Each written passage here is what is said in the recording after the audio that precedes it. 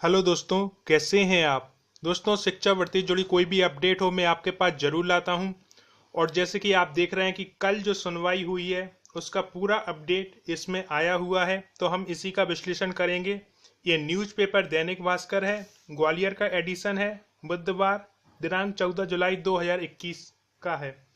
यहाँ पर यदि आप ध्यान दे रहे होंगे दोस्तों, तो हाई कोर्ट ने 13% ओबीसी आरक्षण को रिजर्व रखा, अगली सुनवाई 10 अगस्त को। अब यहाँ पर देखें तो प्रदेश में फिलहाल 14% ओबीसी आरक्षण के अनुसार होगी भर्तियां। तो जो है 14% रिजर्वेशन है उसी के अनुसार आपकी भर्तियां होंगी दोस्तों, क्योंकि जो 13% ओबीसी आरक्षण रिजर्व रखा गया है यानी कि वो सीट जो है होल्ड की गई है। यहाँ पर यदि आप देखेंगे तो मध्य प्रदेश हाई कोर्ट ने प्रदेश में फिलहाल सभी भर्तियों पर 14% ओबीसी आरक्षण के अनुसार करने का अंतरिम आदेश दिया है। तो ये आदेश जो है जारी हो गया है कि आप 14% के हिसाब से भर्तियां कर सकते हैं। शेष 13% ओबीसी आरक्षण को रिजर्व रखा गया है, यानी कि वो सीट जो है होल्ड कर दी गई है। आगे देखें, चीफ जस्टिस श्री मोहम्मद रफीक और जस्टिस विजय कुमार शुक्ला की डिवीजन बेंच के राज्य सरकार के मेडिकल ऑफिसर के पद पर भर्ती को अनुमति देते हुए नियुक्तियों को याचिका के निर्णय के अधीन रखा गया। डिवीजन बेंच ने सभी पक्षों को अगली सुनवाई के पूर्व लिखित बहस पेश करने के निर्देश दिए हैं, यानी कि जो अब बहस होगी वो लिखित में होगी दोस्तों। यहाँ पे आगे देखें, मामले में अगली सुनवाई 10 अगस्त को होगी। जबलपुर निवासी असीता दुबे सहित अन्य की ओर से 73 अलग अलग याचिकाओं दायर कर ओबीसी आरक्षण 14% से बढ़ाकर 27% करने और 10% ईडब्ल्यूएस आरक्षण को चुनौती दी गई, क्योंकि ये दो आरक्षण जो है दोस्तों, एक तो 10% जो ईडब्ल्यूएस आरक्षण है वो नया है, और जो 14% आरक्षण हमारे ओबीसी भाई बहनों का है उससे बढ़ाकर 27% किया गया। तो दोनों पर ही जो है सुनवाई चल रही है।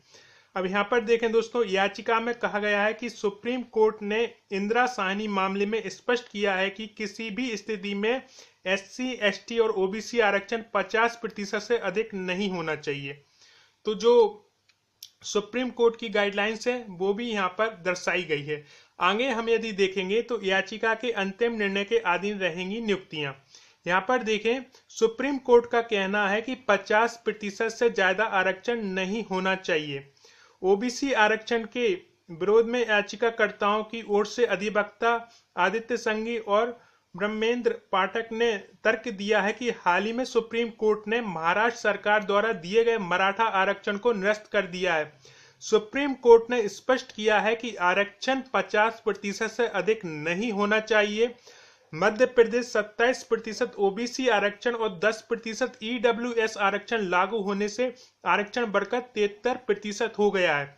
तो जो ओबीसी भाई बहनों का रिजर्वेशन बढ़ा है और ईडब्ल्यूएस लागू किया गया है वो सब कुल मिलाकर 73% पहुंच गया है।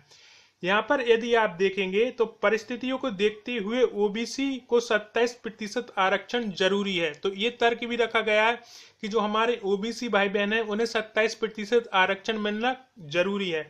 यहाँ पर देखें, ओबीसी एडवोकेट वेलफेयर एसोसिएशन और अन्य संगठन की ओर से अधिवक्ता श्री रामेश्वर सिंह ठाकुर और विनय शाह के हस्तक्षेप याचिका दायर कर 27% ओबीसी आरक्षण का समर्थन किया है। राज्य सरकार की ओर से भी महाधिवक्ता पुष्पेंद्र कौरव का कहना है कि प्रदेश में ओबीसी आबादी 50% से अधिक है। सामाजिक और आर्थिक परिस्थिति को देखते हुए ओबीसी को 27% आरक्षण देना उचित है। तो हमारे जो ओबीसी के भाई बहन हैं उनकी जो जनसंख्या है वो 50% से अधिक है, तो उस हिसाब से जो है उन्हें ये 27% रिजर्वेशन मिलना चाहिए। ये एक तर्क रखा गया है हमारे हाई कोर्ट के सामने। यहाँ पर देखें दोस्तों, चिकित्सकों की नियुक्ति के लिए दिशा निर्देश, मेरिट लिस्ट 27% आरक्षण के अनुसार बन सकती है। तो जो 27% आरक्षण है उसके हिसाब से मेरिट लिस्ट बन सकती है, लेकिन नियुक्ति में 14% आरक्षण ही लागू रहेगा। लेकिन आप यदि ज्वाइनिंग देते हैं तो वो 14% के हिसाब से ही देना होगा। आगे देखें, महाअधिवक्ता पुष्पेंद्र कौरव ने मंगलवार को हाईकोर्ट में आवेदन दायर कर कि कोरोना की तीसरी लहर को देखते हुए प्रदेश में मेडिकल ऑफिसर्स के पद पर नियुक्ति की जाना जरूरी है। सरकार की ओर से ओबीसी आरक्षण के संबंध में दिशा निर्देश जारी करने का अनुरोध किया गया है। डिवीजन बेंच ने आवेदन पर विचार करने के बाद कहा है कि सरकार मेडिकल ऑफिसर के पद के लिए 27% ओबीसी आरक्षण के अनुसार मेरिट लिस्ट तैयार कर सकता है।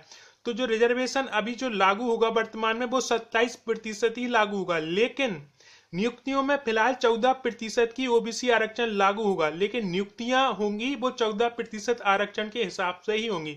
नियुक्तियों की याचिका के निर्णय के अधीन होगी।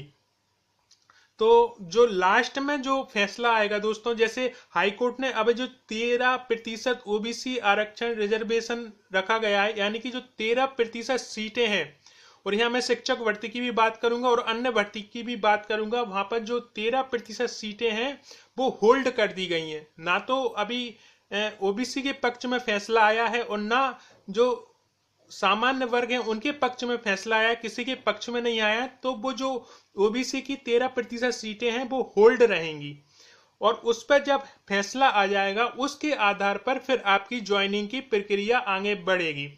यहाँ पर दोस्तों शिक्षक भर्ती को लेकर भी ये बात कही गई थी कि जो 87% सीटें हैं और जिनमें 14% ओबीसी आरक्षण के अनुसार भर्ती कर सकती है गवर्नमेंट चाहे तो, और जो बाकी की सीटें, जैसे कि आपने देखा हाईकोर्ट ने 13% ओबीसी आरक्षण को रिजर्व रखा है, यानी कि वो सीटें होल्ड की गई हैं। जब उन पर फैसला आएगा तभी उनका निराकरण हो सकेगा। और जो मेरिट लिस्ट तैयार की जाए वो भले ही 27% आरक्षण के हिसाब से तैयार कर दी जाए, लेकिन वर्तमान परिस्थिति में यदि नियुक्ति देना है किसी भी विभाग में तो 14% रिजर्वेशन के हिसाब से ही दिया जा सकता है। हालांकि तर्क ये भी रखा जा रहा है कि जो 27% ओबीसी आरक्षण दिया गया है वो जनसंख्या के आधार बनाकर दिया गया है, क्योंकि हमारे जो ओबीसी भाई बहन हैं उनकी जनसंख्या 50% से अधिक है। लेकिन एक और तर्क यहाँ पर यह दिया गया है कि सुप्रीम कोर्ट ने स्पष्ट कर दिया गया है कि कैसे भी करके जो है 50% से ज्यादा जो है आपका रिजर्वेशन नहीं जा सकता है ना। तो यहाँ पर आप यदि देखेंगे तो उसका भी हवाला दिया गया है कि जबलपुर निवासी असीता दुबे सहित अन्य ओर से 73 अलग अलग याचिकाएं दायर। ओबीसी आरक्षण 14% बढ़ाकर 27 हो गया, वहीं 10% ईडब्ल्यूएस भी जुड़ गया। याचिका में कहना है कि सुप्रीम कोर्ट ने इंदिरा साहनी मामले में स्पष्ट किया कि किसी भी स्थिति में एससी, एसटी और ओबीसी आरक्षण 50% से अधिक नहीं होना चाहिए।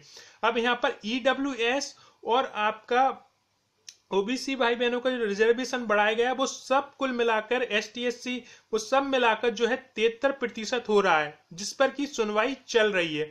तो अभी हाल फिलहाल जो 13% सीटें हैं वो आपकी होल्ड कर दी गई हैं, और बाकी की जो सीटें हैं उन पर आपकी 14% के हिसाब से जो है ज्वाइनिंग दे दी जाएगी दोस्तों। तो ये एक छोटा सा अपडेट था। आपने इस वीडियो को देखने के लिए इतना समय निकाला उसके लिए दिल से धन्यवाद।